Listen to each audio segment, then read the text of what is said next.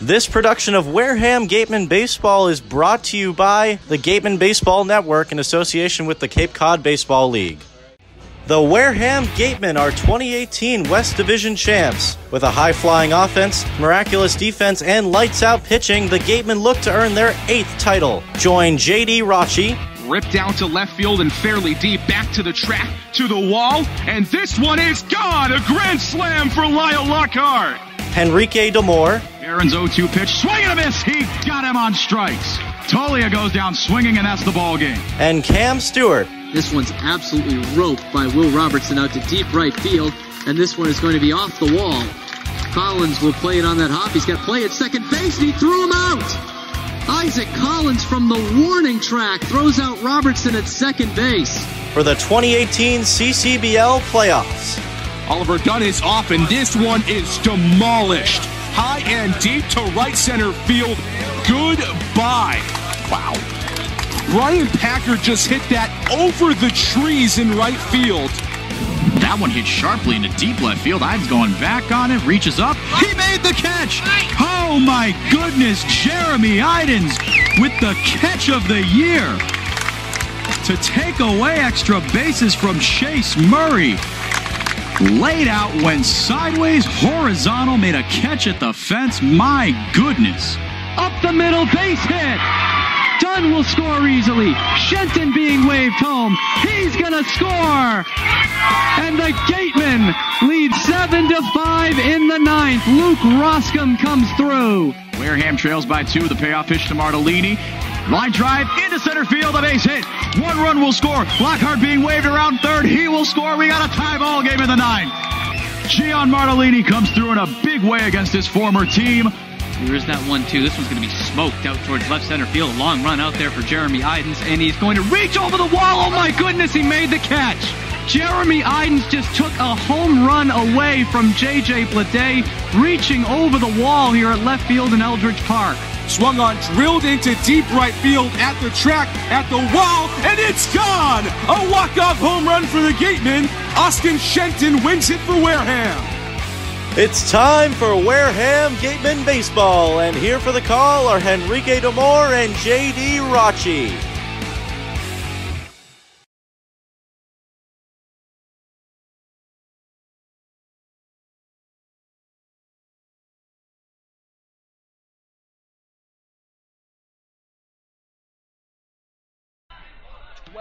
Outs. That is what separates the Gatemen from their first Cape Cod Baseball League championship since 2012.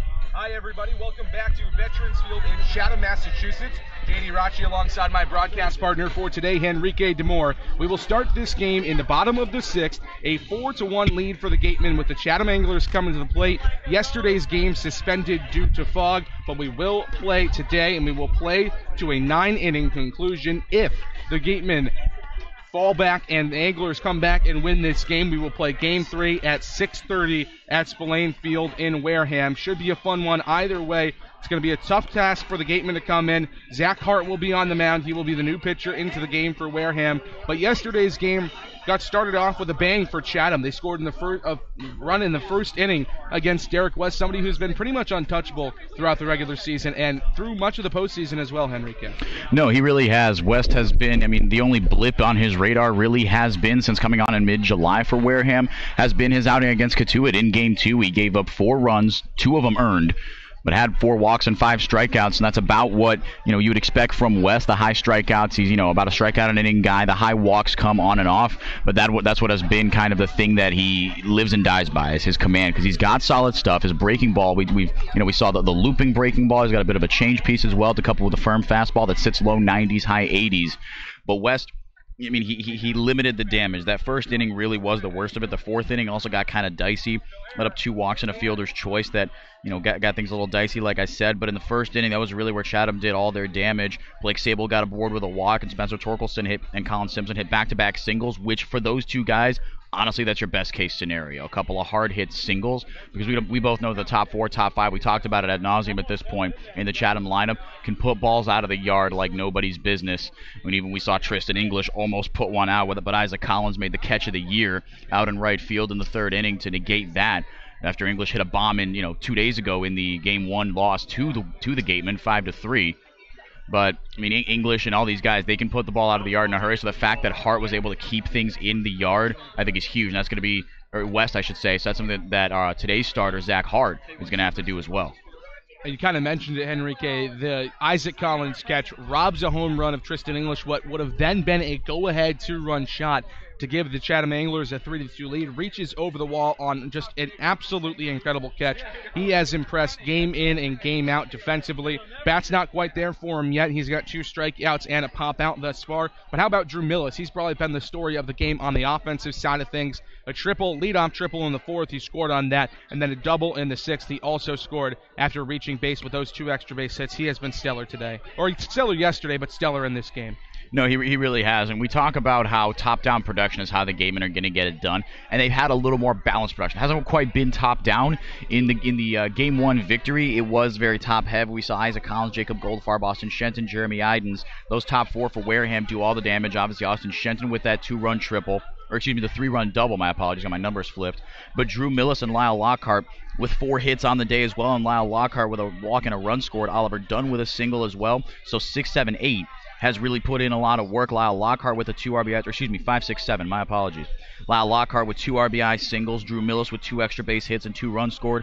Austin Shenton obviously with a 2-run single. But it's going to take a little more than that on top of a dominant pitching staff, or on top of a dominant appearance from the Gatemen pitching staff to put this game away for Chatham. Everyone's refreshed. Gatemen got into a little bit of a rhythm, started putting runs on the board a little more consistently. Had 2 in the 3rd, 1 in the 4th, 1 in the 6th. It seems like they could pepper Manoa or whoever they were going to put out there in this shaky Chatham bullpen. Seemed like the Gatemen found a little bit of a rhythm. Started putting across 1 run, just putting this game gradually, inch by inch, more out of reach. But Chatham able to hit a reset button here. Now they won't have Manoa going out there. Manoa registered 9 strikeouts in his 6 innings of work. Kept the walks low as well, just 2 of those. Surrendered 6 base knocks and 4 earned runs. But he was solid. He's got really nasty put-away stuff like we've talked about. So the Gatemen, they get sort of a reset button themselves, but I think this stoppage favors Chatham just a little bit. And Alec Manoa is an absolute animal, 6'7", 270. We were told that he wanted to pitch today. Yeah. After throwing 6 innings last night, he wanted to pitch again today. Unfortunately, that's not going to happen for him. I'm sure he's very upset about that. Tom Holliday is going to turn to the bullpen as any manager would in the situation he has been placed in. And you mentioned it's kind of been shaky this year. They're probably going with their least shaky option, though. Kyle Hurt, the right-hander out of USC. He'll go up against Zach Hart, the right-hander out of Franklin Pierce for the Gatemen. And how about we get the Gatemen mid-game show going with our host today, Ian Becerra, to preview that pitching matchup. Thanks, JD, and welcome into the Gatemen mid-game show. A little bit different than the pregame, but here we are, nevertheless, middle of the 6th.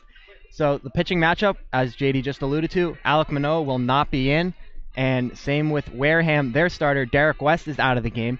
So for Chatham, Kyle Hurt will be coming into the game, and he will be making his 2nd appearance of the postseason.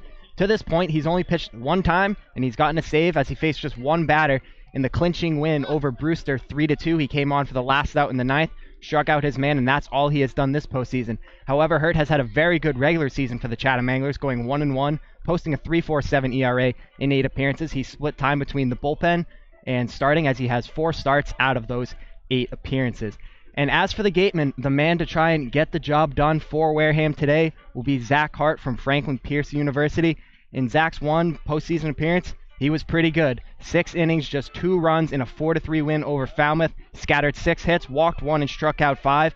And on the regular season for Hart, he was phenomenal for the Gatemen. He went 1-0 with a 1.54 ERA in 11 games, mostly out of the bullpen, as 10 of those 11 appearances were out of the bullpen. And before today's start of the 6th inning, our own Mariota's got a chance to catch up with him. Thanks, guys. So, Zach, you're given the opportunity to try to close out Game 2. How are you feeling about it? Pretty good. With the delay last night, I think we all just kind of want to get this game in, and just finish what we started. So, good opportunity here to get 12 up and 12 down, hopefully. So, we're sitting in a good spot right now. You were given the opportunity to watch Chatham and see what they have over the past few days now. What's going to be your approach to try to get them out?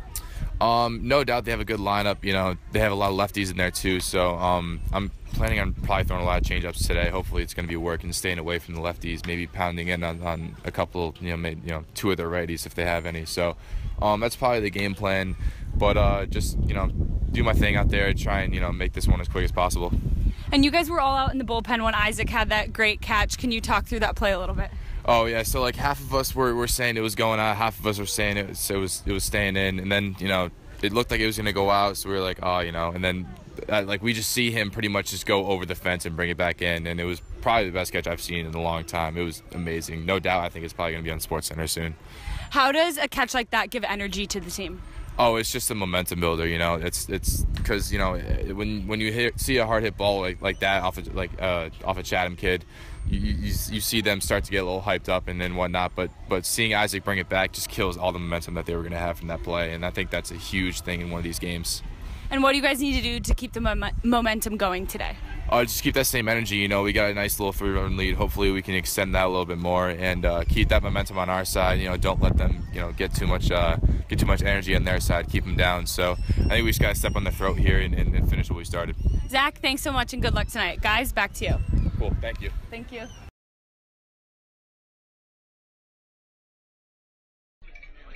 And thank you to Mary and Zach for that pre-game interview. And now for the starting lineups for both teams. They're going to remain the same as they were yesterday, but we'll take you through it regardless.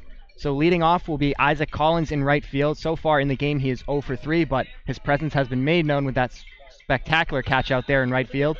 Batting second is the left fielder, Jacob Goldfarb. Goldfarb also is 0 for 2. Goldfarb is 0 for 2 on the day, but he's reached base via a walk. Up next is the third baseman, hitting third, Austin Shenton. Shenton on the day is 1 for 2 with a big 2-run RBI single. Next up is Jeremy Idens in the 4-hole, the center fielder for Wareham. Up next is Drew Millis doing the catching, and as they said earlier today, Millis has 2 hits, a triple and a double, and he scored 2 runs. Up 6 will be Gian Martellini doing the catching. He's 0 for 3 so far. Up next, the first baseman, Lyle Lockhart. Lockhart with 2 hits and 2 RBIs on the day. Hitting 8th is the second baseman, Oliver Dunn. He's 1 for 3 on the day, and he has scored a run. And rounding out the Gateman lineup is the shortstop, Ryan Kreidler, and he will be due up next in the top of the 7th when Wareham comes to bat. And as for the other side of things, the Chatham lineup, Blake Sable will be at first base leading off, Michael Bush at second base, hitting second, the right fielder Spencer Torkelson hitting third, Colin Simpson in left field batting fourth, Tristan English doing the DHing duties hitting fifth, John Raven center field hitting sixth, Kyle McCann doing the catching, Greg Jones, the shortstop, hitting 8th, and rounding out the lineup is Ben Ramirez, the third baseman. And those are the starting lineups for today's game. And before this game got underway today, our very own Mary Orders got a chance to catch up with Don Sneddon one more time. Thanks, guys. So, Coach, how do you think the game has been going overall so far? Well, we're ahead. So we like that part in that, but it's far from being over. Obviously very disappointed with the fog situation. Sort of knew that could happen with that. They've had 7 fogged out games in here. And why they don't start the game at 6 o'clock or something like that is a question that's being answered by a lot of people. Isaac had a great catch last night. What's going through your mind on a play like that?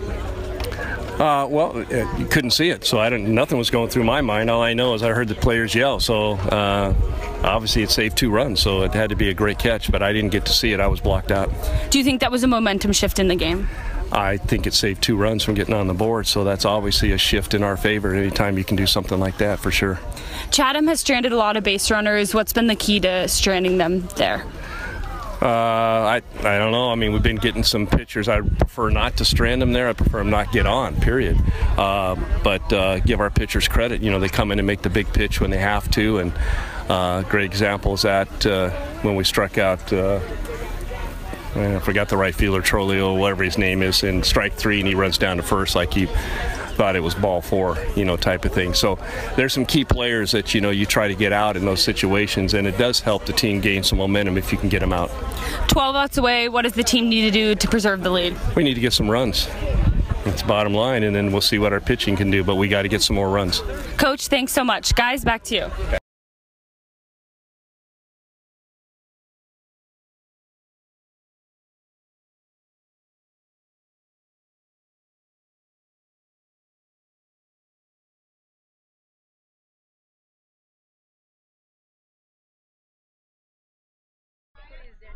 And once again, thank you to Mary and Don for that. And that's going to do it on the Gatemen Mid-Game Show. And I'm going to toss it over to the two broadcasters for today, Enrique Demore and JD Rachi. And before I do that, guys, I just want to get a little prediction. Do you think the Gatemen close this out and get it done? I think it's going to be a good game. That's my prediction. I'd say it's going to be a good game. I am not taking any chances. I am not getting a prediction in this game. Well, JD's not in the prediction business, I guess. But what about you, Enrique? Look, all I'll say is things are looking very good. I think if you're a betting man, you put some money on the Gatemen. Zach Hart is coming off a long rest. We've seen him go multiple innings, have his stuff ready, and he's been consistent all year for the Gatemen. He can't let the nerves of this get to him. Chatham is playing with their backs against the wall, yes, but they're playing with a little more life in them. The Gatemen have everything to lose here. I don't think anyone wants a Game 3 except for on this Wareham side of things. They don't want to play 6:30 at Spillane today or tomorrow. Everyone wants to go home with a ship. So I think the Gatemen are going to be playing all out. Everyone from top down, whether it's Serafino Brito in the bullpen coming in for one last inning, Joey Barron coming in for the fourth time in the postseason, Zach Hart going all four, Ryan Stoudemire for a couple. Everyone top down 1 through 9, and everyone in the pen is going to want to go home with a ship. My money's on the Gatemen. And Enrique is a betting man, so that sounds like a Gatemen win. Take it away, guys.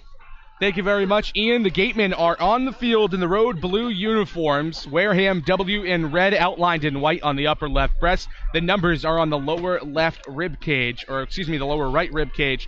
Red outlined in white. The same on the back for the Gatemen. Pants tonight are the gray road pants outlined in blue with a blue pipe down either side. Meanwhile, for the Chatham Anglers, it's the white pinstripe home uniforms. White uniform, blue pinstripes, Anglers written in cursive across the front, moving from left to right. Blue lettering for the Anglers. Meanwhile, for the numbers on the front of the jerseys, on the lower left ribcage, they are red. On the back of the jerseys, they are blue. The caps today for the Gatemen, the Wareham W in red and white on the front of the bill. And it'll be the right-hander, Zach Hart, getting in his final warm-up tosses into Gian Martellini, the catcher today for the Gatemen. Hart out of Franklin Pierce has been absolutely outstanding this season for Wareham. In the regular season, a 1.54 ERA in 11 games out of the bullpen. He made one regular season start, went 23 in the third innings, 18 hits, 4 walks, and 6 strikeouts. In his lone postseason appearance, another great outing for him. 6 innings, 6 hits, 2 runs, both of them earned, a walk, and 5 Ks for an even 3.00 ERA. Should be a good one. We have Hart versus Hurt. Kyle Hurt, the right-hander to USC, will be the first pitcher into the game for the Chatham Anglers in the top half of the 7th inning. But right now, you got a tough part of the lineup coming up if you're Zach Hart to deal with Tristan English, who almost hit a home run yesterday, did hit a home run in Game 1, as well as John Raven, All-Star, and Kyle McCann coming to the dish. Yeah, it's going to be a tough part of the lineup, like you said, for Hart, but I think the key to success here is, one, stay within yourself. Yes, don't let the situation get to you. The circumstances are something you can't control. The Chatham Anglers are going to come out swinging, so what you got to do, we talked about on the pregame show for Derek West and whoever came out of the bullpen yesterday in part 1 of this game, keep the ball down. The Anglers are going to do damage. Your job as a Gateman pitcher is to limit that. So Zach Hart is ready to go out of the full windup as Tristan English steps in from the right side. First pitch from the Franklin Pierce right-hander, called strike on the outside corner. Jeff Merzel, the home plate umpire and the crew chief today. Ronaldo Cockrum at first base, Mike Grabido at second, and Alan Liberdoni at third. 0-1 slider, waved on and missed quickly, 0-2 to English. DH out of Georgia Tech. Hart out of the full windup, rocks back, kicks and fires the 0-2. It's popped up high and deep down the right field line. Lyle Lockhart, the first baseman, gives it a look, but it gets out of play. Defense for the Gatemen, Austin Shenton at third base, Ryan Kreidler at short, Oliver Dunn at second, and Lyle Lockhart Jr. at first. In the outfield from left to right, Jacob Goldfarb, Jeremy Idens, and Isaac Collins. Another 0-2 offering from Hart. Breaking ball, pop foul, back in right. And we'll do it again at no balls and 2 strikes. Sat outside with those first 3 pitches, went fastball, slider, fastball, dove something inside, still 0-2, Hart in the driver's seat. He's got that slider, the breaking ball, and the fastball, just keep him below the belt. Here's the 0-2. Fastball waved on and missed. Gian Martellini applies the tag. Strikeout number 1 for Zach Hart. 1 gone in the 6th. Excellent stuff. Excellent pitch sequence. Like he said, like I said, he has an arsenal of pitches and did himself a favor by sitting outside corner to set up that 0-2 count, and from there he was absolutely in the driver's seat. So now John Rave, the East Division All-Star out of Illinois State, strides in, left-handed bat. First pitch from Zach Hart, breaking ball away, 1-0. That strikeout of Tristan English brought to you by Lang, Exafaris, and Bullard, the official strikeout sponsor of the Wareham Gatemen. 1-0, fastball, rip and a miss by Brave. It's 1-1. Hart looks comfortable. Small sample size so far, yes. He's only thrown 7-8 pitches, but it seems like a tempo is something being controlled by Hart here. His 1-1 is low. 2 balls and a strike on a heater. Rave out of Illinois State is 0 for 1 on the day. Popped up into foul territory down the third base side in the first and then walked in the fourth. The 2-1. Breaking ball right at the knees on the outside corner for a strike, and it's 2-2. It's a nasty pitch. It doesn't have quite the same looping, string pulling action as Derek West's breaking ball. A little sharper, but very well located. 2-2. Fastball chipped out of the glove of Gian Martellini and back to the netting behind home plate. Still 2 balls and 2 strikes. And you saw Martellini frustrated with himself on that one, that it hit the top of his glove, but he couldn't close it. That would have been back-to-back strikeouts for Hart and ended the AB for Rave. Hart takes a deep breath on the mound. Tan glove in front of his face. Drops it to his waist, the 2-2. Fastball low and away, and the count runs full. Kyle McCann, the first baseman out of Georgia Tech, waits on deck. He's 0 for 2 in this game with a pair of strikeouts. 3 balls and 2 strikes. The payoff pitch from Hart. Fastball roped high and deep into right field. Isaac Collins chasing it back, and it's off the wall. He grabs it. Strong throw coming into second, and a great defensive play from Isaac Collins limits John Rave to a single. That's just heads-up defense right there from Isaac Collins. Didn't try to do too much on that when he saw it was going to stay in the park. Played it off the wall beautifully. Actually slipped a little bit on the warning track as he, stopped, started, and changed direction to field it off the wall. But he hit that one so hard that it bounced off the wall immediately. And like you said, JD, Isaac Collins with a very strong throw into second to limit that to a single. So now John Rave at first. He's got speed there. The Anglers do steal a lot of bases. Led the league in steals this season. Kyle McCann, the first baseman out of Georgia Tech, steps in. Hart out of the full stretch for the first time. First pitch, fastball at the knees, a strike. 0-1. Kyle McCann in absolute disbelief at that call, but we'll see what the consistency is going to be like in a liberal zone here. We saw a little bit of a liberal zone in part 1 of this game yesterday, but Merzel establishing a little bit of a bigger zone. Hart comes set, the 0-1. Fastball ripped into the right center field gap, and it will get down. Moving from first to second is John Rave. Another strong throw from Isaac Collins keeps him there. But now first and second with just 1 out for Greg Jones. Double play ball in effect could end the inning. The Gateman middle infield is one of, if not the best, in the Cape League defensively. They got to get John Rave to bounce out to something. He's already hit 2 ground balls in this game. So we can keep it low. We saw the breaking ball be very effective, painted on the outside corner from Hart so far. I think that's your secret sauce here against Rave. Like I said, that ground ball up the middle, that would be huge. Twice Greg Jones has bounced out to the second baseman, Oliver Dunn. Once on a 4-3, once on a fielder's choice where they tried to turn 2. First pitch to the switch hitter batting left. Fastball right on the inside corner for a strike, 0-1. And that fielder's choice where Oliver Dunn, I should say, tried to turn 2. He stole a single from Greg Jones. That was a sharply hit ground ball up the middle. And Dunn laid out full extension and from his knees shoveled past it over to Kreidler at short. 0-1. Breaking ball low on the outside corner, 1-1. Jones, an error in the field thus far in yesterday's game, helped get the Gatemen's first 2 runs of the ball game in the 3rd inning. He's 0 for 2 at the plate. 1-1. Fastball, called strike on the outside corner, 1-2. Yeah, that lower part of the zone clearly extending to the bottom of the kneecaps today. So if you are the Chatham Anglers or the Gatemen, when they come up to bat, got to be ready to hack at those low pitches. Jones has struggled in the postseason, under 100 on the year for the UNC Wilmington product. 1-2, fastball yanked into left field and down for a hit. The stop sign is on for John Rave at third, but the bases are loaded with Chatham Anglers. 3 hard hit balls, Rave over to third, McCann up to second, and Greg Jones over to first. Now Ben Ramirez, 1 for 1 today, single and a walk. Got a big opportunity here, 1 away. His team trails by 3. He is the go-ahead run. Gatemen lead it by 3 right now. It's 4-1 in the 6th inning. Bottom half of the 6th, Gatemen 11 outs away from a title, but have to deal with a tough situation here. Hart, the right-hander out of Franklin Pierce, tucks the glove into his hip. Now comes set, belt tie.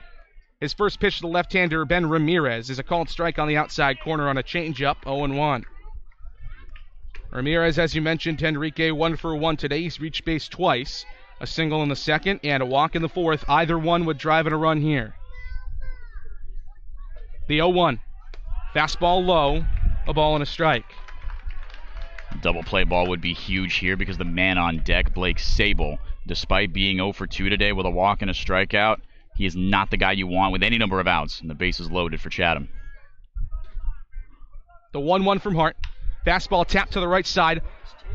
Tagging the first base bag is Lyle Lockhart, but coming in to score on the play is John Rave. So just 1 out for the Gatemen. An RBI ground out for Ben Ramirez, and the runners move up to second and third respectively. It's 4-2 Gatemen here in the bottom of the 6th. You saw Lyle Lockhart. I think he thought about it. Maybe had trouble reading the situation. Do I go home first, get that lead runner? Do I step on first? And I think he elected to make the safe play. The infield was already back for Wareham. Yes, because there was 1 out, the double play ball is a possibility, but also the corner's playing back. Lyle Lockhart giving himself plenty of room to do that, so clearly the Gatemen planning on sacrificing a run to get that crucial second out. First pitch from Zach Hart to Blake Sable, right on the outside corner for a strike, 0-1 to the USC Trojan, the left fielder today for Chatham. He's 0 for 2, but walked and scored the game's first run in the first inning, and he has got a lot of power. 7 home runs in the regular season, 2 here in the playoffs. 0-1, fastball sliced foul back and left into the netting. 0-2. That's big. Sable did not miss that by much, just swung under it. He had it timed pretty well. Hits that one a little more on the screws. That gets into the left field corner, maybe the left center field gap. Hart's been locating well, but Sable's one heck of a hitter. He hits it where it's pitched. The former Gateman trying to do his previous team dirty here in the finals. 0-2. Fastball yanked down the right field line, but just wide of the first base bag. Still 0-2. Runners at second and third for Chatham. Kyle McCann on at third base. Greg Jones with excellent speed, the top base stealer in the league, on at second. Anything into the outfield could easily tie this ball game. No balls and 2 strikes, 2 outs for Zach Hart. He comes set the pitch. Fastball just misses low on the outside corner. It's 1-2. You're okay with that miss on 1-2. The lower part of the zone has been being called all day so far by Jeff Merzel, the new crew chief, replacing Joe Caraco, who called balls and strikes in the first part of this game last night. Maybe something similar here on 1-2. Here's the 1-2 from Hart. Fastball swung on and missed. He got him. Huge strikeout for Zach Hart. His second of the day, brought to you by Lang, Exafaris, and Bullard. And the Gatemen escape disaster in the 6th. 1 run across on an RBI ground out for Ben Ramirez, but Zach Hart leaves runners at second and third as we head to the top of the 7th. Kyle Hurt to the mound for the Chatham Anglers when we come back on the Gatemen Baseball Network.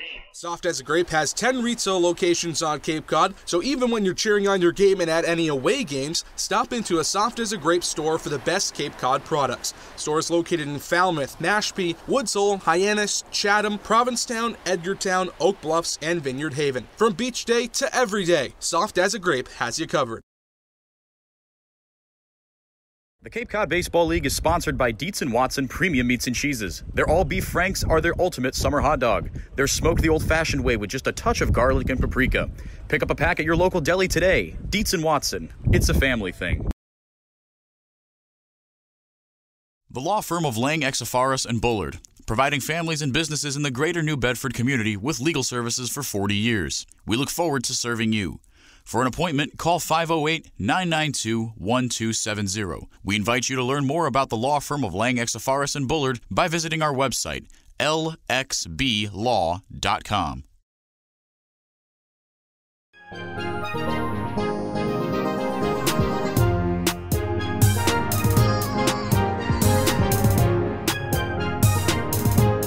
Top of the 7th, slimmer lead than what we started with for the Gatemen. It's 4-2 Wareham. Here as the Gatemen come to the bats for the first time in today's half of the game. The right-hander Kyle Hurt out of USC is on the mound for the Anglers. Just finished up his freshman season at USC, and on the Cape he's been absolutely magnificent. A 3.47 ERA between starting and relief appearances. He's made 8 appearances in total 4 starts, so 4 times out of the bullpen. Technically coming out of the bullpen here, but it does help that he is technically a starter as well today. So he has experience in both.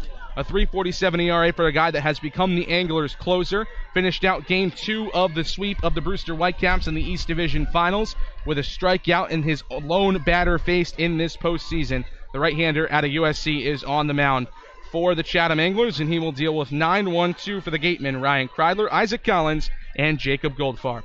Yeah, he's fresh, like you said, JD. Minimal work in the postseason after Tristan English almost pitched the game of his life, almost a complete game shutout of the Brewster Whitecaps in the clincher there. Had to be relieved by Kyle Hurd after English gave up a 2-run homer to, I believe it was Connor Grams. But the Gatemen are fresh as well. Ryan Kreidler hitless, Isaac Collins hitless, Jacob Goldfarb hitless, but they have the ability to hit a soft reset button today. Yes, they've been the whatever the opposite of benefactor is of the long travel there and back twice all the way across the Cape, but they're getting a new set of eyes here and a different set of conditions against a new guy in Kyle Hurt. Wildly different, delivery and motion from Manoah. Manoah obviously releasing the ball about 6-7 inches higher than Hurt ever could. Let's see if that plays to their benefit here. Hurt's still a pretty big guy. Coming in at 6'3", 205 pounds out of Rancho Santa Fe, California. Another Californian, Ryan Kreidler out of UCLA, will get things started. So we have the classic Los Angeles matchup to get this thing going, USC versus UCLA. First pitch fastball to Kreidler, rides up and in, a ball and no strikes. Defense today for the Chatham Anglers, same as yesterday. Ben Ramirez at third, Greg Jones at shortstop, Michael Bush at second, and Blake Sable at first. 1-0 came in and got him on the arm. So Ryan Kreidler reaches base. Hit batsman, the first of the day for either team. Kreidler trots down to first base. Top of the order now, and Isaac Collins.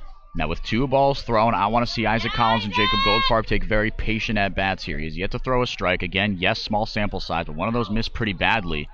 So Isaac Collins, he has the ability to put together a lot of very good at-bats. He takes really good defensive swings, works himself out of 0-2 counts, but we've seen the strikeout numbers be a little high for Collins. So I want to see him take a really patient at-bat in this one. He's got 2 triples in the postseason already. First pitch to Collins, fastball up above the belt on the inside corner, and ball and no strikes to the Creighton Blue Jay. He's 0 for 3, popped up into foul territory to begin the game in the first. Since then, strikeout looking and a strikeout swinging, both coming against Alec Manoah. Rest of the defense for Chatham, Colin Simpson in left, John Rave in center, and Spencer Torkelson out in right field. The 1-0, fastball right on the outside corner for a strike at the knees, 1-1. That is where Zach Hart lived in the last inning for Wareham. Hurt will try to do the same here. Big, tall right-hander out of USC working from the first base side of the rubber. Tucks a black glove into his chest and looks back at first where Ryan Kreidler is being held on by Kyle McCann. 1-1 breaking ball. Changeup it looked like on the outside corner. 1-2. Look like the same pitch back-to-back, and I think Collins now seeing, all right, he's been able to hit the zone consistently with a couple of different pitches. And even his first ball didn't miss by much. But Hurt in the driver's seat here. Collins got to take a defensive swing at least. Hurt comes set, the 1-2. Rip and a miss, set a changeup low. Collins down on strikes. First strikeout of the day for Kyle Hurt. The 10th of the game for Gatemen batters after 9 from Alec Manoah last night. So 1 on and 1 out for Jacob Goldfarb. Goldfarb, the lefty out of Oregon, playing left field in this game for the Gatemen. He's 0 for 2, but he has walked in this contest. Again, a short lead for Ryan Kreidler at first base. Throw over. Pick attempt. Nearly had him, but it popped out of Blake Sable's glove. The guy at the plate, Jacob Goldfarb, 12 hours ago, or a little more than 12 hours ago, was picked off in the ballgame. Not something we've seen happen to the Gatemen, I don't think, ever this season, especially not from Goldfarb. He's a smart base runner. 0-1 is popped up foul back in left. Quickly 0-2.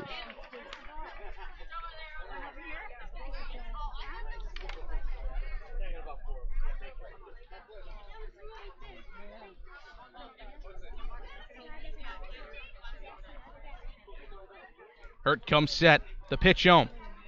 Breaking ball. Called strike on the inside corner. 0-2. Goldfarb out of Oregon, an on-base machine. The average not all that high for him, although he did have a nice night the other night. That's Blaine Field in Game 1, an RBI triple for Goldfarb. Throw over again. Kreidler back in, headlong into the pillow.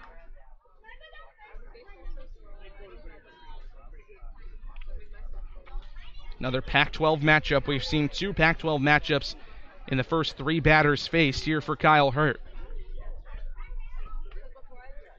Time called here is over at first base.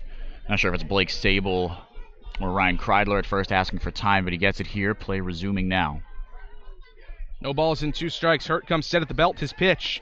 Fastball just missed the outside corner. 1-2. Gutsy take from Jacob Goldfarb. Wouldn't be surprised if Hurt comes back with that pitch again. He's thrown that for a strike now 3 times in a very short outing so far. Use it as a setup pitch against Collins. See what he does here. 1-2. Breaking ball. Got him swinging. Nasty curveball on the inside corner. Had Jacob Goldfarb way out in front. Back-to-back strikeouts for Kyle Hurt after hitting Ryan Kreidler. But now the toughest part of this order comes up for the Gatemen. It's Austin Shenton, the third baseman out of FIU. And the last time Austin Shenton came up after some base runners on and back-to-back strikeouts, he hit a a single into right field and scored 2. So Shenton, pressure doesn't get to him in this scenario. First pitch, he swings at it, checks his swing, but it gets away from the catcher Kyle McCann, and Ryan Kreidler's going to move all the way up to third on a wild pitch. Heads up base running from Ryan Kreidler, moving first to third on 1 pitch out of the strike zone. Shenton did cut on it, and it looked like it might have just hit a divot in the left-handed or the right-handed batter's box. I beg your pardon. Skipped over the shoulder of Kyle McCann and rolled all the way to the on-deck circle where Jeremy Iden stands. Yeah, McCann had no idea where it was, so Kreidler took advantage of that even small hesitation. And by the time he was rounding second, that was when McCann started running towards the baseball, so more than enough time for Kreidler to get to third. The 0-1 from Hurt. Fastball ripped back up the middle and into center field. Ryan Kreidler trots home from third. Another RBI single for Austin Shenton, and the Gatemen get the run back. It's 5-2 in the 7th. I think when the roles were reversed on the broadcast earlier in the day, you said it best. The kid just hits. He produces at every single juncture. It's unbelievable. Third RBI of the game so far. The power stroke, the contact stroke, everything is working for Shenton. At the perfect time, the Gatemen get that run back, lead by 3 again. Much needed run for the Gatemen after giving up 1 in the bottom half of the 6th. First pitch to Jeremy Idens is spoiled foul deep down the right field line. 0-1 to the UCLA center fielder who's 0 for 3 today. A strikeout and a pair of ground outs thus far for Idens. Short lead for Shenton at first, still being held on by Sable despite 2 outs. The 0-1. Breaking ball gets away from Kyle McCann momentarily, but it skitters up the line, so Shenton has no chance to advance. Idens at 1 point hitting in the upper 390s this season. Went through a 2 for 22 stretch, though, that saw him derailed a bit before he hit a home run in back-to-back games at the end of the regular season, but still feeling that slump a bit here in the playoffs. Only Gatemen under 200 in the postseason. 1-1 fastball, big rip and a miss up in the zone, 1-2. But Idens, even despite the offensive struggles that might not show up, that, manifest themselves in that lower batting average, sac flies and RBI groundouts have been a part of his game. 34 RBIs, most in the Cape. 1-2 slider swung on and missed on the outside corner. 3 strikeouts for Kyle Hurt in the 7th, but a hit batsman and a single do the damage. Austin Shenton delivers another RBI, his 3rd of the game and his 12th of the postseason. The Gatemen have a 5-2 lead as we head to the 7th here on the Gatemen Baseball Network. Learning at Curry College extends beyond the classroom and is embedded in all that they do. Curry prepares students to engage in successful careers and active citizenship with a global perspective. Explore undergraduate majors, minors, and concentrations, including new majors in accounting, biochemistry, and software development, online at www.curry.edu.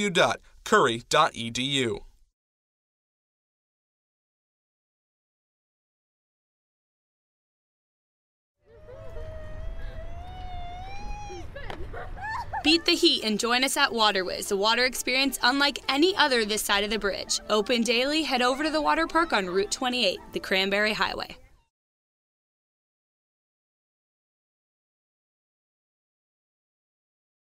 Cape Cod Healthcare is the leading provider of healthcare services for residents and visitors of Cape Cod, with 2 acute care hospitals and more than 450 physicians. For more information, please visit capecodhealth.org. Cape Cod Healthcare, expert physicians, quality hospitals, superior care.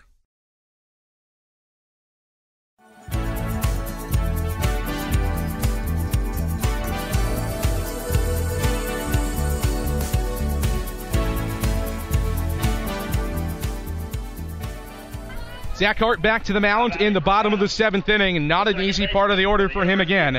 Michael Bush, Spencer Torkelson, and Colin Simpson due up in the inning for the Chatham Anglers. It's 5-2 Gatemen right now on the Gatemen Baseball Network. Just a couple of outs away. Gatemen 9 outs away from a CCBL championship.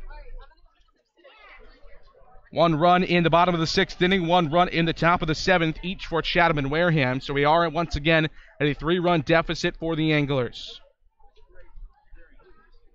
Michael Bush, the left-hander out of UNC. The first pitch from Zach Hart is pop foul down the left field line. It will tail out of play. Hard to strike out of Tristan English to get the 6th inning going, and then 3 straight singles loaded the bases, and an RBI ground out for Ben Ramirez brought in the lone run of the inning. 0-1 chopped down the right field side, but it will get out of play and foul toward the first base coach. I like the fact that Hart has thrown, coming into this inning, 20 strikes and 6 balls in that inning. Shows you how well he's been locating, but it shows you also how dangerous this Chatham lineup is.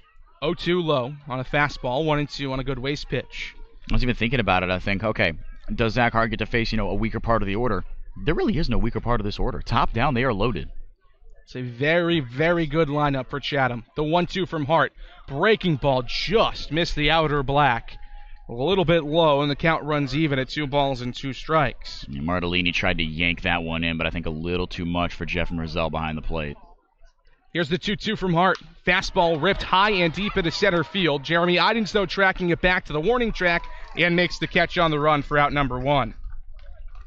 Well hit ball from Michael Bush. He's now 1 for 4 on the day. Doubled in the 3rd inning. Meanwhile, Spencer Torkelson coming to the dish. 3 home runs in the postseason, 7 home runs in the regular season in only 25 games. Team USA member after his freshman year at Arizona State, where he led the country in big flies with 25. First pitch fastball to Torkelson is low. A ball and no strikes. Torkelson in this game is 1 for 3, single in the first, pop up in the 3rd, and a strikeout looking in the 5th. 1-0, breaking ball up and in, 2-0. And when we saw Derek West face Torkelson the first 3 times, it was a steady diet of breaking balls. Here comes the 2-0 from Hart. Swung on and hit high and fairly shallow into right field. Isaac Collins tracking it toward foul territory. It crashes into the wall on the side wall and makes the catch in foul ground. The defense continues to impress for Isaac Collins. 2 gone in the 7th. Truly awesome stuff right there. Had a great beat on where the wall was, great awareness. Running into the Gateman bullpen. He didn't run towards where the mound was, because then you run into some trouble of, okay, do you trip on the, the elevated surface, the mound and all that. But just fantastic defensive awareness from Collins as that first pitch misses outside 1-0. Another fantastic play by him. He's got two huge catches already today. He's quickly becoming the defensive MVP for this Gateman team in the playoffs. The 1-0 to Colin Simpson. Fastball rip and a tip foul off the glove of Gian Martellini and then into the chest protector of Jeff Merzel behind home plate. Both are okay. It's 1-1. Simpson 1 for 3 on the day, a single in the first. Then popped up to Austin Shenton in the 3rd before lining out hard to Lyle Lockhart in the 5th. He was the last batter to play and come to the plate for the Anglers in yesterday's game in the bottom of the 5th against Derek West. The only 1-2-3 inning of the day for West, a couple of strikeouts, and the lineout from Colin Simpson. The 1-1 from Hart. Fastball drilled high and deep into right center field. Collins tracking it back to the wall, and it's gone. Colin Simpson takes Zach Hart deep. A solo homer for the Oklahoma State Cowboy, and back and forth we go. Once again, just a 2-run lead for the Gatemen. It's 5-3 in the bottom of the 7th. Hart has given up a few hard-hit balls today despite the 2 strikeouts. and only the 2 runs coming across here. But even the singles by John Ray of Calmacan and Greg Jones in the 6th inning, none of those were cheapos. And the 2 outs here, Michael Bush gave that one a ride to center field to the deepest part of the park. Spencer Torkelson with a dangerous fly out to right field. Colin Simpson takes him deep, and now Tristan English, obviously another guy with a lot of pop, homered in Game 1 of this series. First pitch to English out of Georgia Tech. Fastball catches the outside corner for a strike, 0-1. That was Simpson's 2nd home run of the postseason. Also had 5 home runs in the regular season. The 0-1 from Hart. Breaking ball. Popped up into shallow left field. Ryan Kryler is going to play it and get underneath it for the Gatemen. Corrals it for out number 3. So 1 run comes across to score for Chatham in the bottom of the 7th inning. A solo home run from Colin Simpson. Once again, we've got a 2-run ball game as we head to the top of the 8th. Gatemen trying to add on some much-needed insurance runs when we come back on the Gatemen Baseball Network. Since 1950, Morse Insurance has consistently offered the best insurance at competitive rates to generations of clients in southern Massachusetts. If you're frustrated with paying for what essentially feels like just a piece of paper, it's time for you to check out the one-of-a-kind client experience that only Morse Insurance can deliver.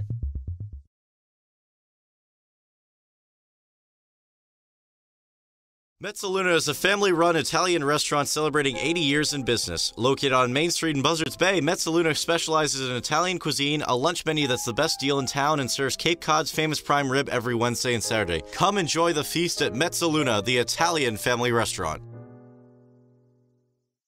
Village Signs of Mattapoisett. They do it all, from logo design, trucks and buildings, to boats. Village Signs has proudly served southern New England for over 35 years. Visit them at villagesigns.inc.com for all your signage needs.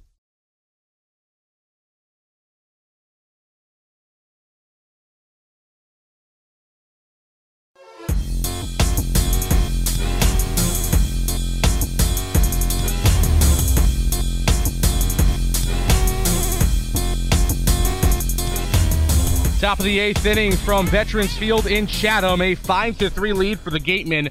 1 run for the Chatham Anglers in the bottom of the 6th, a run for the Gatemen at the top of the 7th, and then Chatham follows up with another run, a solo homer from Colin Simpson of Oklahoma State in the bottom of the 7th inning. So Gatemen still with work to do, still with a game to close out.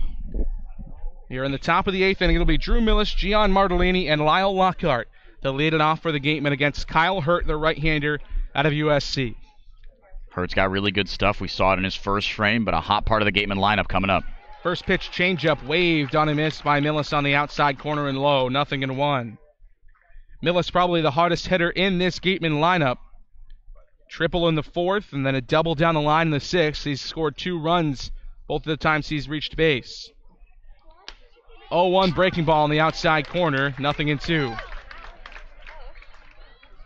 Millis switch hitter batting left out of Missouri State. Has been excellent in the postseason for the Gatemen. Here comes the 0-2. Fastball drilled into deep right field. Spencer Torkelson takes a couple of steps back and out a couple of steps in. Gets underneath it and makes the catch for out number 1. So another well-hit ball from Drew Millis, but it hangs up just enough for Torkelson to make the catch. Here comes Gian Martellini. 3 hard-hit balls in this game, like you said, JD, for Drew Millis. He just can't seem to catch a break sometimes. He almost put one out of Spillane Field in Game 1. Now Martellini trying to right the ship here, 0 for 3. A good game in Game 1. First pitch fastball misses low and in to Martellini, 1-0. Martellini 0 for 3 today, a couple of strikeouts, both against Alec Manoa. This is the first time he's seeing Kyle Hurt. 1-0 fastball is pumped into shallow right field. Second baseman Michael Bush drifting into the outfield, and he makes the catch on the run for out number 2. Confident catch there from Bush. He didn't really approach that one with too much urgency. I was surprised he brought that down. Really good coordination by the UNC Tar Heel. So quickly, 2 up, 2 down for the Gatemen here in the 8th. Lyle Lockhart Jr., the first baseman switch hitter out of Houston, will come into the game now. He's 2 for 2 today. Walk and a run scored in the 3rd, and a pair of singles, both RBI singles, in the 4th and the 6th. Not coming up with anybody on base here. First pitch, thought about showing bunt, pulled it back. Breaking ball misses low and out of the zone anyhow. 1-0. Yeah, Lockhart not the traditional speedster on the base path, but Ben Ramirez is playing real deep, so a well-placed bunt could find him aboard. The 1-0 doesn't show bunt this time. It's a called strike on the outside corner. Fastball coming in, hits the outer black, 1-1. Lockhart out of Houston has shifted down in the lineup ever so slightly. 1-1 breaking ball outside, 2-1. At one point this season, he was the cleanup hitter for the Gatemen. Then we saw him move down to 5 and 6, and for pretty much the entirety of the playoffs, he has been in the 7-hole for Wareham. The 2-1, fastball low, 3 balls and a strike. But it started out in Orleans. He started batting in the bottom 3 of the lineup, and he's found more comfort there. I don't know. I mean, correlation obviously doesn't always equal causation, but it's pretty tough to ignore how Lockhart's bat has started to come alive, starting to hit in the bottom of the lineup. Just way more comfortable for him, starting to feel more comfortable at the plate. 3-1, big rip and a miss. Set a breaking ball in the outside corner, and the count runs full. Full count, 3 balls and 2 strikes. Base is empty in the top of the 8th inning with 2 outs. Gatemen a 5-3 lead, but that lead is definitely not safe. Chatham has scored 1 in the first 2 innings of this game. 3-2 is low. It gets away from the catcher, Kyle McCann. Lyle Lockhart will ditch the bat and run down to first base on a full count walk with 2 outs. Take him any way you can get him. See if Oliver Dunn can get the bat restarted. He is 1 for 3 today, but has struck out his last 2 times, both against Manoa. Hard hit single his first time up, straight into center field. Came around and scored on the Austin Shenton RBI single later that inning. He's another guy who has gone through a late-season renaissance offensively. He's hit in the 2-hole, 8-hole, and 9-hole, mainly this year. He's been consistent contact bat in the second half for the Wareham Gatemen. First pitch to Dunn, the Utah Ute is stung into center field, but right at the outfielder, John Rave. Couple of steps back for the Illinois State product, and he corrals it for out number 3. Gatemen get a runner on a 2-out walk from Lyle Lockhart. They strand him at first, though. Headed to the bottom of the 8th. 6 outs to get for the Gatemen. Just 6 outs away from a title here on the Gatemen Baseball Network. Northeast Maritime Institute's College of Maritime Science is a proud sponsor of the Wareham Gatemen. If you're looking for a career at sea, look to NMI's program of education, adventure, and employment on northeastmaritime.com, America's premier 2-year maritime college. Legacy Insurance Agency at 213 Main Street here in Wareham can offer you coverage for all your insurance needs. We have the bundle discounts, the accident forgiveness, the vanishing deductible, no loss, etc. But unlike those other gimmick companies, we can quote you with multiple carriers. So forget the lizard and the price tool and come talk to a professional. We'll help you find what's right for you. Located in Wareham Crossing, Coastal Orthodontics, longtime sponsor of the Wareham Gatemen, knows the importance of a healthy smile. Dr. Kevin Oliveira and his team at Coastal Orthodontics are a patient-focused practice, delivering professional, effective orthodontic treatment based on the individual clinical needs of each patient, resulting in beautiful smiles in a timely manner. With 10 years of experience using Invisalign, Coastal Orthodontics uses the most up-to-date dental equipment.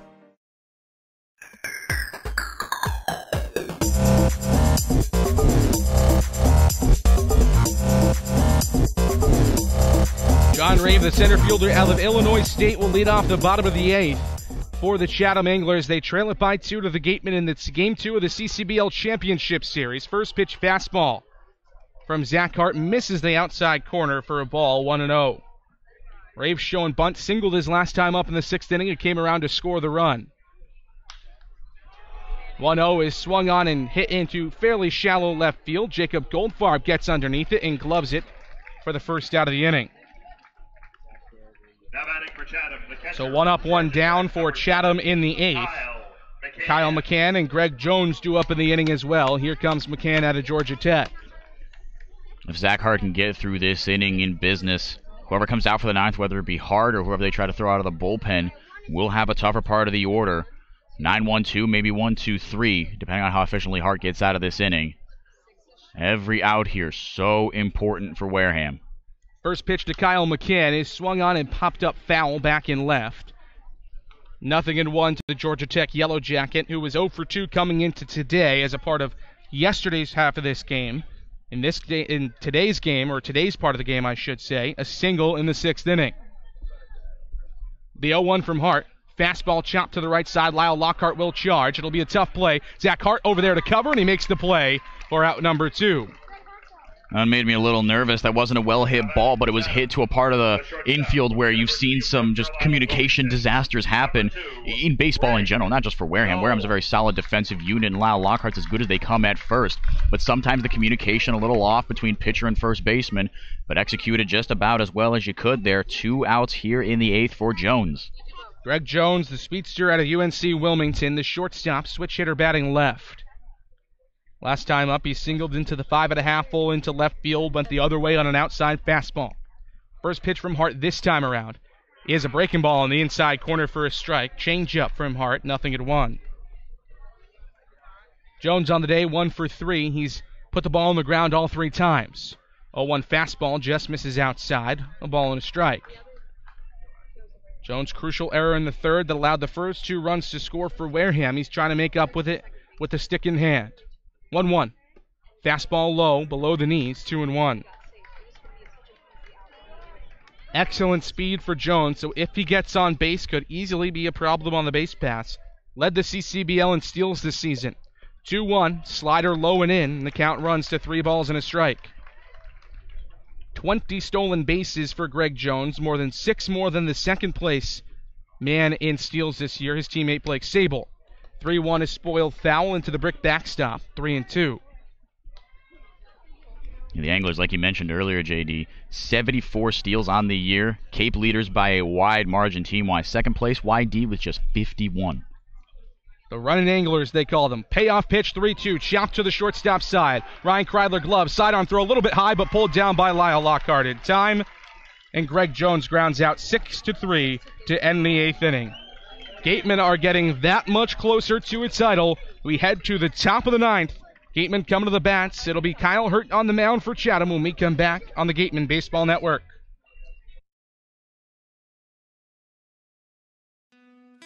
Wareham House of Pizza has been serving Wareham and Marion for over 40 years with steak and cheese, pizza, and subs. Located in Shaw's Plaza, head on over for pickup or let them deliver to you.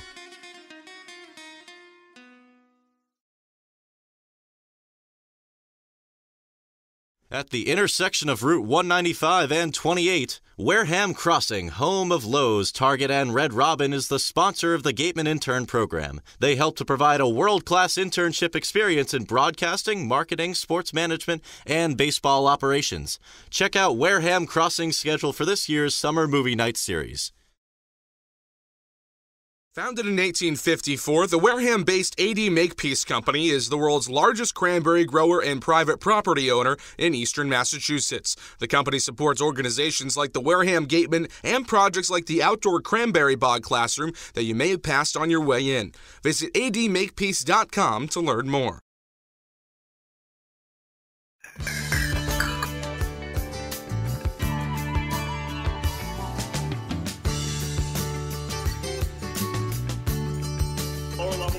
Top of the 9th inning from Veterans Field in Chatham. A 5-3 lead for the Wareham Gatemen over the Chatham Anglers. Ryan Kreidler, Isaac Collins, and Jacob Goldfarb due up for the Gatemen here in the 9th.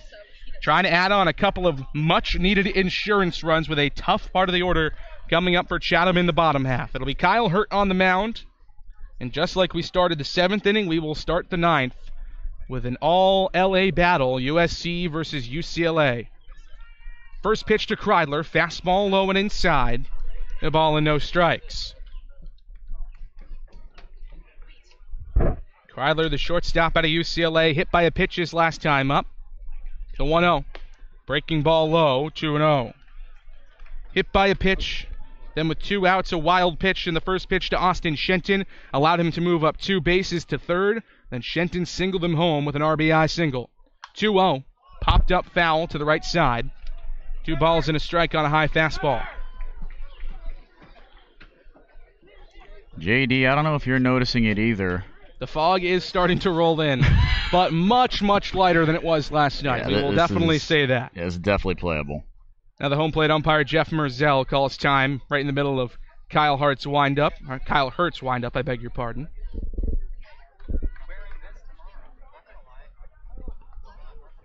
The 2-1 home to Kreidler. Fastball on the inside corner, a strike, 2-2. Gateman would be behooved to get a couple insurance runs here. Some guys who can hit the ball hard. Collins hitless today with 3 strikeouts, but has put a charge into a couple in the postseason so far. 2-2 fastball, spoiled foul on an excuse-me swing down the right field line. And the count stays even at 2 balls and 2 strikes. Kreidler out of UCLA before that hit by pitch was 0 for 2. Reached in the 3rd inning on an error from Greg Jones. 2-2, ripped into the center field gap and down for a base hit. Ryan Kreidler stings a 2-strike fastball up the middle. He's on at first with a single, and the Gatemen are in business again. Here comes Isaac Collins. Good little piece of 2-strike hitting by Kreidler. Like you said, JD, an excuse-me swing to spoil that breaking ball up and in. That wasn't what he wanted, and got one he liked there on the lower part of the plate, a little firmer out of the hand of Hurt. Just hit it right where it was pitched, not trying to do too much with the baseball. And now a man on first, and nobody out for Ike Collins. Isaac Collins, the switch hitter out of Creighton, will bat left against the right-hander Hurt. First pitch, looks to lay down a bunt but can't get it down. Kreidler will trot back to first, 0-1. So the Gatemen will look to play small ball here. Push across an insurance run any way you can. Dunstead giving the signals to Ryan Kreidler at first base from the dugout. Matt Miller, the first base coach, watches on, as does the third base coach, Mike Mobbs. Third baseman Ramirez will play in well on the grass for Collins. The 0-1. Swinging a drive down the right field line, but out in front of a changeup, 0-2. Well-located changeup. I think he got the exact reaction he wanted out of Collins. Looked like a fastball low and in that Collins put a low inside fastball swing on. He was trying to shoot one over to where he robbed one 15 hours ago over the right field wall. But the changeup slowed down and died a little bit there. Weak contact foul ball. Collins going to have to fight back from 0-2. Kreidler a short lead at first. Last time Collins at the plate, a strikeout for him. Here comes the 0-2. Fastball on the outside corner, just missed a little bit too out of the zone. Gutsy take from Collins, 1-2. Collins is a guy that will make you earn your strikes if you're the pitcher. Now Spencer Torkelson says there's something on the field, and it looks like it might have been a ball from a fan that a fan dropped over that right field fence. He picks it up and tosses it back over, and we're about to resume play. A ball and 2 strikes, nobody out. Runner on at first in Ryan Kreidler. Jacob Goldfarb in the on-deck circle for the Gatemen with Isaac Collins at the dish. Throw over to first. Kreidler back in with one hand extending into the pillow. Hurt tucks a black glove into his chest. The pinstripe uniforms tonight for the Chatham Anglers. Hurt set at the belt, the 1-2. Fastball up and away, 2 balls and 2 strikes.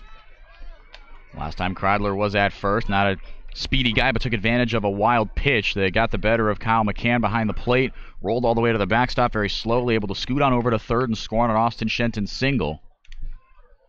Can't count on that kind of mistake again, but Kreidler a savvy base runner. Throw over to first base. Again, back in with the swipe tag from Sable is Kreidler. Spencer Torkelson, I should say, the right fielder, is playing way back toward the wall for Isaac Collins. Torkelson's been beat on a couple of fly balls in the gap. Not trying to do that again here. 2 balls, 2 strikes. Collins waves a bat over his head. The pitch. Fastball stung up the middle, right to Michael Bush. He fumbles it, and it drops out of his glove, and Ryan Kreidler safe at second. Wow.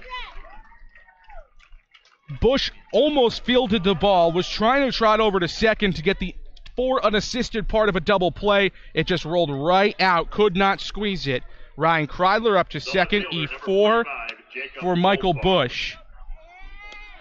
So now runners at first and second with nobody out for Jacob Goldfarb.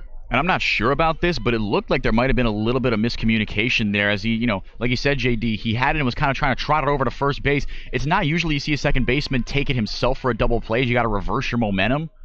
First pitch to Jacob Goldfarb, chopped foul down the right field line. But both him and Jones were converging on the bag, so I don't know if there was miscommunication or maybe Bush just said, all right, I'm just kind of hand it off, if you will, to Greg Jones, who was coming over from a shortstop position with all the momentum again, going towards first, which is usually how you see that go. Collins would have made that a tough play at first anyway. He's got a lot of speed on the base paths. But the Gatemen catch a break here. The 0-1. Hurt. Breaking ball low and inside. 1-1 to Jacob Goldfarb. So now 2 crucial errors for the middle infield for Chatham. 1 in the 3rd by Greg Jones, the shortstop. Now 1 here in the top of the 9th for the second baseman, Michael Bush. Hurt comes set, belt tie, the 1-1. Breaking ball chopped to the right side. Eats up Blake Sable. His only play is to first. He tags the bag, but both runners advance into scoring position. 3 unassisted on the putout. And here comes Austin Shinton again in a big RBI situation. But here comes the Chatham Anglers pitching coach. Jacob Goldfarb taking an extremely selfless at-bat there. Knew he had to just push something to the right side. Weakly hit. Obviously not trying to hit a weak ball, but a ground ball to the right side is going to be fantastic. With 2 on the right side and less than 2 outs, that's your best case scenario. Goldfarb, really good piece of hitting. Able to push 2 across into scoring position with 1 away for Austin Shenton. JD, our favorite situation. Runner on third, less than 2 outs. No better guy to deliver on it. Austin Shenton has already delivered twice today with runners in scoring position. In the third, an RBI single with 2 outs. Same thing in the 7th. He'll try to play hero once again, and they're going to intentionally walk him. They want no part of Austin Shenton. Can't say I blame him. Shenton has done his most damage here with 3 RBIs today. Coming up in the clutch, as we've seen, raising his postseason batting average back up to the 600 mark. I mean, the kid's been truly ridiculous. They'll leave it to Jeremy Idens, and I think it's always an interesting mental dynamic when the guy in front of you gets intentionally walked. How do you take that as the guy on deck saying, all right, we would much rather give up a free base in the 9th inning of a playoff game with our backs against the wall than face this dude. We would rather face you than do that. So that's what they're doing. And Idens, only Gateman, like you said, JD, batting under 200 in the postseason, but a very gifted hitter in Jeremy Idens. RBI king of the Cape. Him and Shenton, the only guys to have 30 or more RBIs this year. Idens could come up in a huge, and I mean huge spot here, not only for himself, but for his team. All 4 pitches miss outside to Austin Shenton, and now Jeremy Idens is at the plate. Center fielder out of UCLA is 0 for 4 on the game. Pair of strikeouts and a pair of groundouts. Come on, Jeremy. Big moment here for the UCLA Bruin. Waves a tan bat over the plate. Bases loaded, 1 out in the top of the 9th. Gateman up 2. First pitch. Breaking ball strike on the outside corner. 0-1. That was a nasty pitch. And we might be playing at 1 o'clock on a Monday afternoon. But this place is full. Not as full as it was last night. However, Veterans Field is certainly locked and loaded with Anglers and Gatemen fans. 0-1. Fastball popped up back and right. 0-2. They got to throw to Idens, though, because Drew Millis on deck has been swinging a great bat as of late. So the Gatemen have another opportunity here, barring the double play. But they got to give Idens strikes, and I think that was, the first pitch was absolutely nasty, but Idens didn't miss that 0-1 pitch by much. He's going to want that one back. Hurt comes set. Time called by the home plate umpire, Jeff Merzell. I like that. Jeremy Idens making the decision there to take some time. Merzell granting it to him. Because Hurt was working at his own pace. He was dictating the pace for Idens. Idens saying, no, I'm going to try to get some of that control back. Waves a tan bat over his shoulder. Hurt comes set. The 0-2. Breaking ball spoiled foul. Coming into this at-bat, Idens 3 for 19 in the postseason. But even though he only has the 3 hits, he's also got 3 runs batted in, a sac fly in Game 1. Bases loaded, 1 out, top 9. Gateman trying to add a couple of insurance runs against Kyle Hurt. The right-hander out of USC comes set. The pitch shown, breaking ball just misses. No, they called him out. What? Jeff Merzell with a very, very late strike call and a breaking ball in the inside corner. Jeremy Idens down on strikes for the 3rd time today. That is strikeout number 4 on the afternoon for Kyle Hurt. Drew Millis coming to the plate, still bases loaded. Come on, Jeff. He's got to be better than that. Late call from Jeff Merzell, the home plate umpire. He's called strikeouts today. Granted, all of them have been swinging, but still, you can't have that. You can't make a decision, wait to hear what the crowd's going to say, and then reverse it. I don't like that. First pitch from Kyle Hurt to Drew Millis. Swinging and a miss at a changeup. Good block by Kyle McCann. Did not let the ball squirt by him. It's 0-1. Millis' last time up. Big fly ball to the warning track and Spencer Torkelson. Outside of that, he's 2 for 3. A double and a triple. Anything like that would be big business for the Gatemen. Hurts 0-1. Change up low. Good stop by McCann once again. 1-1.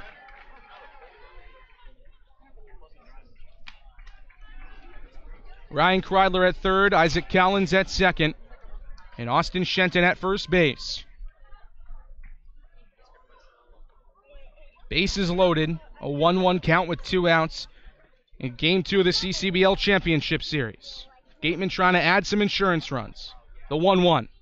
Fastball ripped up the middle into the left center field gap and down for a base hit. Ryan Kreidler scores from third. Here comes Isaac Collins. Austin Shenton up to third. Drew Millis slides into second safely, and the Gatemen add 2 more. It's 7-3 in the ninth. Drew Millis' bat has come through for the third time today. 2 RBIs, 2 runs scored, pair of doubles and a triple. Millis has come alive with consistent playing time. The combo of Millis and Martellini, DH catcher in the 5-6 spots in the lineup, has been, I think, the single most genius move that Don Sneddon has made this year. It started happening right at the end of the regular season. And now Drew Millis delivers once again for the Gatemen. Runners at second and third, 2 outs for Gian Martellini. First pitch breaking ball, misses above the belt. 1-0. What a great opportunity here for Martellini to bust out of a bit of a slump. 1 for his last 8. Pair of strikeouts as well for the Boston College Eagle. 1-0. Fastball stung high and deep into right field. Spencer Torkelson tracing it back, and it will get down and roll to the wall. 1 run scores. Here comes Drew Millis in to score from second. Gian Martellini up to second with a double. 2 more runs for the Gatemen. It's 9-3 in the ninth. What a fantastic spot for him to break out of a slump. Martellini is such a good, powerful bat. He doesn't hit for average, but when he hits the ball, it goes a long, long way. Got a firm fastball on the outside part of the plate from Hurt. He didn't miss. He hit it right where it was pitched, put a good swing on the baseball, timed it up perfectly. He let it travel to the deeper part of the zone and just pushed it right back into right center. Torkelson gave that a good run. I thought he might have had a shot at it, but the ball didn't hang up long enough for him to have a chance at it. Good piece of line drive hitting from Gian Martellini. Now another man in scoring position for a guy who's already got 2 RBIs today and has reached all 4 times in Lyle Lockhart. Back-to-back doubles from Drew Millis and Gian Martellini. The Gatemen with 4 across in the ninth. First pitch to Lyle Lockhart inside on a fastball. 1-0. You know, the first time the Gatemen were at Veterans Field, put up a bevy of runs in the ninth as well. 7 runs in the top of the ninth to win the opening day game between Chatham and Wareham. 1-0 to Lockhart. Changeup on the outer black for a strike. 1-1. Gian Martellini, not great speed at second, but Lyle Lockhart has been swinging a hot bat. Hurt comes set, the 1-1. Fastball stung into right field, and it will get down in front of Torkelson. The pinwheel is on, and now it's going to be stopped by Mike Mobbs. Lyle Lockhart moves up to first with a single. Gian Martellini to third. Runners at the corners for Oliver Dunn. Smart choice there by Mike Mobbs to hold up, in hindsight, Gian Martellini. Martellini, not the fastest dude in the world. And Torkelson made a good play on that despite letting it drop in front of him. Like he said, Torkelson's been playing pretty much everyone deep in right field there. I mean, yeah, it is a short porch. The power alley only 357, relatively short as far as right field fences go.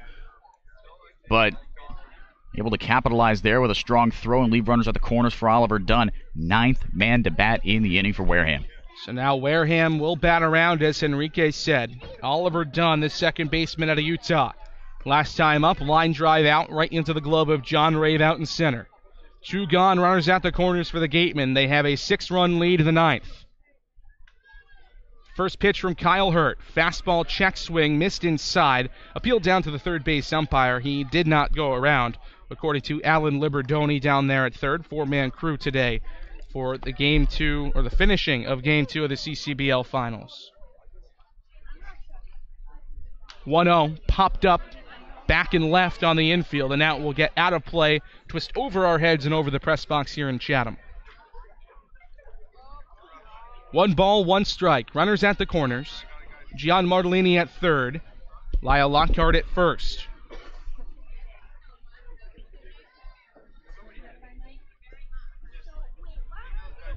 Hurt comes set, belt tie from the first base side. The 1-1 is chopped foul down the right field line, twisting into the Gateman dugout. 1-2. And once again, much like the early part of this game, this rally all got started with an error from Michael Bush. Ball and 2 strikes, runners at the corners, the pitch. Chopped down the right field side. Blake Sable will glove it, call off his pitcher and tag first base. 3 unassisted for the putout. But how about 4 runs in the 9th inning for the Gatemen? They take a 6-run advantage into the 9th. 3 outs away from glory when we come back on the Gatemen Baseball Network. Shop from home year-round on Gatemen.org. You can customize your Gatemen gear from any device, anywhere. We offer a large selection of apparel and unique gifts 24/7, 365. Hard to find sizes, colors, and styles. Youth Clinic registration is also available. Visit us today and remember us for holiday gifts at Gatemen.org.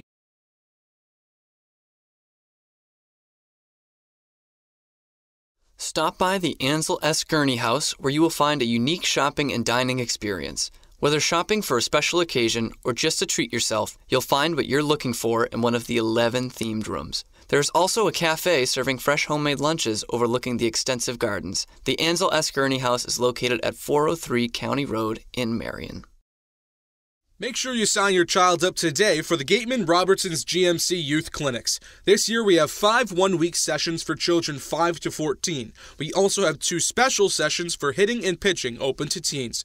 Registration is available online at Gatemen.org or through forms available at the merchandise booth.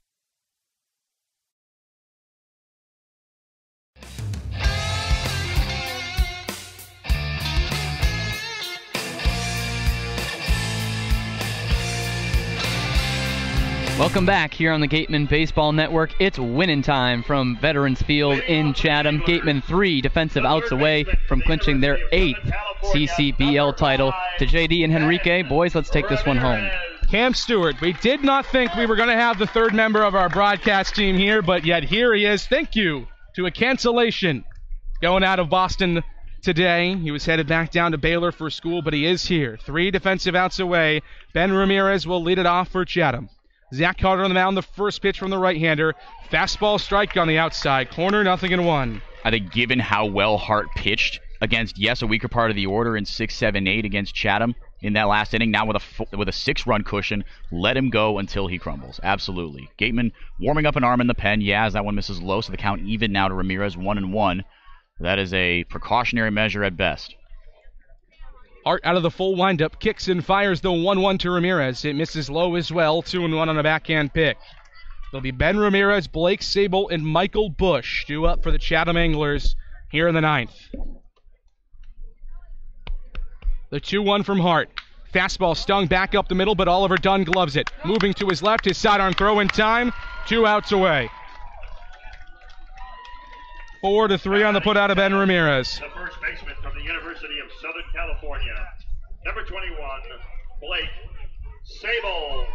Former Gateman Blake Sable digging in now. He's hit once today, struck out swinging against Zach Hart to end the 6th inning and leave runners stranded in scoring position. Waves a blue bat over the plate. The first pitch from Zach Hart. Fastball strike on the outside corner, 0-1.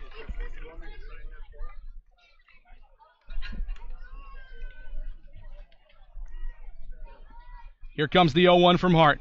Breaking ball misses away, a ball and a strike. A quiet hush has fallen over Veterans Field in Chatham. 6-run lead for the Gatemen in the 9th. 1-1. Breaking ball strike on the outside corner, 1-2. Gatemen trying to win their first title since 2012. Chatham has not won since 1998. The 1-2 from Hart. Fastball up and in, 2 balls and 2 strikes. Last time the Chatham Anglers were in the finals, a classic 3-game series with the Gatemen in 2001. The 2-2 from Hart. Fastball swung on and missed. The Gatemen are 1 out away. Strikeout number 3 on the day for Zach Hart. Brought to you by Lang, Exafaris, and Bullard. Here comes Michael Bush. Number 33, Michael Bush. Bush, the left-handed hitting second baseman at UNC. An error in the field in the last half inning. First pitch, breaking ball up and away, 1-0.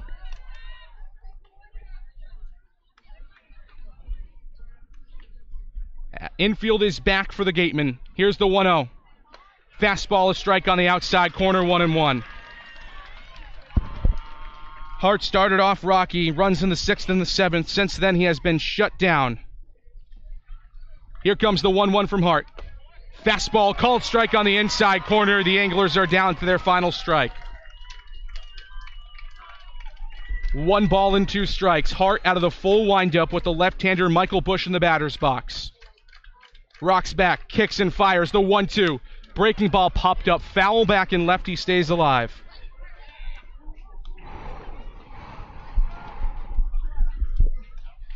Hearts are throbbing throughout Wareham and here at Veterans Field. 1 ball and 2 strikes. Hart brings the glove in front of his face. Rocks back, kicks, fires. 1-2 stung back up the middle and into center field for a hit. Chatham is alive. Dangerous. Michael Bush keeps the season going for the Chatham Anglers. Here comes Spencer Torkelson. Dangerous part of the order coming up here as well. Spencer Torkelson only has a single on the day, but the guy behind him, Colin Simpson, already with a bomb. Tristan English behind him with a home run in game 1, almost a home run in this game. No sleeping if you're the Gateman. It is not over till the last out. Nice little 6-run cushion for Hart, but he can't take any pitches off. Not against these hitters. Infield back with 2 outs for Spencer Torkelson, the right-handed hitting right fielder out of Arizona State. First pitch from Hart. Breaking ball just misses the inside corner, 1-0. We have seen a steady diet of breaking balls for Spencer Torkelson throughout this game, both yesterday and today. The 1-0 from Hart. Fastball swing and a miss on the outside corner, 1-1. Michael Bush, the runner at first base, infield back, outfield back as well for Wareham.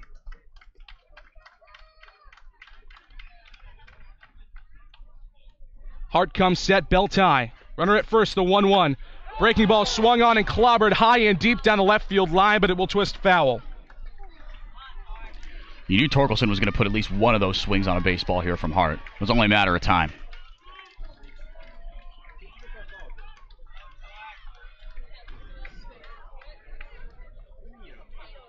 One ball and 2 strikes.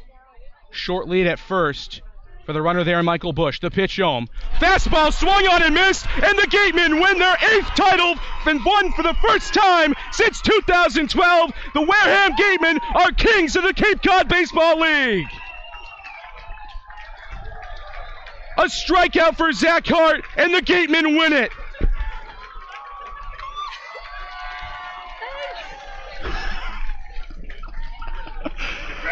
What a game and what a season. Title number 8 for Wareham. The first since 2012. They take down the Chatham Anglers with a 2-game sweep in the championship series. The Gatemen hit their... We talked about the power stroke coming back for Wareham. Runs scored in bunches in games all throughout the playoffs. And here the Gatemen continue an undefeated run in the postseason. We said it was going to be tough to beat a team 6 times in any season, especially the Chatham Anglers, but the Gatemen with a 4 spot in the 9th, it didn't even end up mattering. They take the title from the Chatham Anglers, starting and ending the season in Veterans Field. The Gatemen, like you said, JD, kings of the Cape in 2018. This is the first time since 2012 Wareham can call themselves Cape Cod Baseball League champions. The win to Derek West. The save to Zach Hart. The loss will go to Alec Manoa. 9-3, the final score from Veterans Field in Chatham. My goodness, what a game and what a season.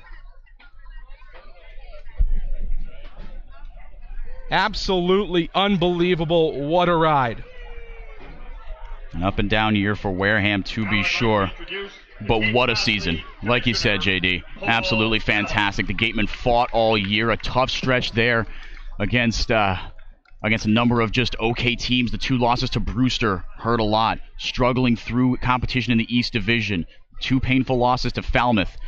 But I think it was that 3-game series against Falmouth towards the end of the year that started to turn it around for Wareham and prove that they could beat what, in my opinion, was the 2nd-best team in the West in Falmouth. Carried that momentum through to the playoffs. What a ride it's been with the roster turnover, with the power bats leaving. We always talk about, if the Gatemen don't win it all, man, imagine what we could have done with our all-time lineup with the Andrew Vaughns and the Bryson Stotts of the world. hats off to them, of course, for their contributions to Wareham, but it was everybody else who stepped up in their own big way. 1 through 9, you can look back at these guys that have all had at least 1 or 2 significant season-altering moments for this Gatemen team. Austin Shenton being awarded the playoff MVP trophy. He has been the best player on this team all season long. He continued it in the postseason, and he was a humongous part of the win today. He and Drew Millis, certainly the stars for Wareham.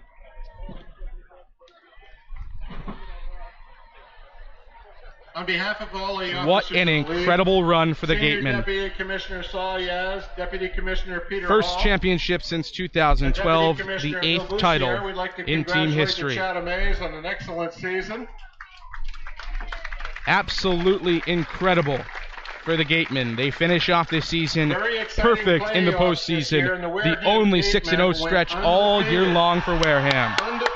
Don Snedden getting hit with the Gatorade shower. Everybody excited to go home champions. A lot of these guys head back to school in just a short while, not much time with their families. And I think that was kind of the story for Wareham. They got to the playoffs and they said, you know what? I don't know how much time we're going to get at home. I don't know what all that's going to be. But we're here. Let's just win the dang thing. Let's prove to everyone that Hyannis didn't deserve to be a second-place team, that Falmouth has nothing, that all the tension and the drama in the Cotuit games were not for anything, and that our 4-0 sweep of the Anglers in the regular season can carry over into the East. They proved every one of those points here on their road to a 2018 title. Don Snedden in his second season as head coach of the Gatemen, a champion. The trophy is back west of the Cape. An incredible season for the Gatemen, topped off with the prized crown jewel of the Cape Cod Baseball League. We're not going to be able to do our normal post-game here. It is a road game. We are not going to be able to do that. We will not see these players for at least another 20 minutes or so. They are shaking hands right now with the Chatham Anglers, modest in victory. Chatham the same way in defeat. A show of sportsmanship for the ages. And what a ride it has been. The Gatemen, your 2018 CCBL champions. So we will not do a full post-game show, but we will have a full video post-game show here from Veterans Field going up on the YouTube channel as soon as we can corral a couple of these guys and Don Snedden to talk to them about their incredible run. For the final time in the 2018 Cape Cod Baseball League season, we will say goodbye to you here on the Gatemen Baseball Network. I want to personally thank everybody involved in this broadcast team. Trevor Russo, our producer, Mary Orders, our sideline reporter, Dan Longton, our videographer, Ian Vicera, our beat writer, and of course my broadcast partners, Enrique Demore and Cameron Stewart. Thank you for the summer of my life. Thank you for the summer of a lifetime. An absolute pleasure to be here with you. An absolute pleasure to call games with you, game in and game out, and an absolute pleasure to be on this ride with you. Once again, a 9-3 win for the Wareham Gatemen in 9 innings here at Chatham. It took us an extra couple of hours, but the Gatemen can call themselves kings of the Cape Cod Baseball League. For one final time, I'm J.D. Rachi for Enrique Demore, for Cameron Stewart, and for everybody involved in today's broadcast. We will talk to you a little bit later in the pregame and the postgame show.